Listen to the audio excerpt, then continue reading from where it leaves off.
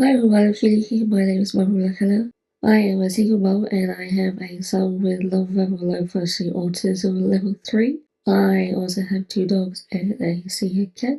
I do vlogs, video diaries, and cleaning motivation videos. If that is something you enjoy, please hit the subscribe button down below and keep watching the video. I am currently working on cleaning the garage. The big black boxes you see, they actually have Christmas decorations, which I'm currently putting away.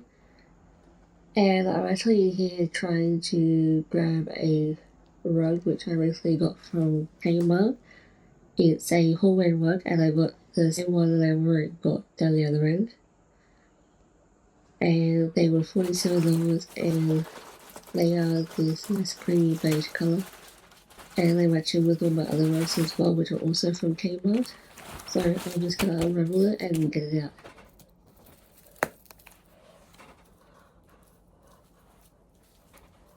I actually got these rugs because my cat is putting kisses everywhere and they're trying to stop it tracking into my bed. I got these rugs with textures, and because they're cheap rugs, I don't mind if they get ruined so much. But despite them being cheap, they've actually been holding up pretty well. You do see a fair bit of dirt on them though because they are a light colour, but I don't mind because I vacuum frequently anyway.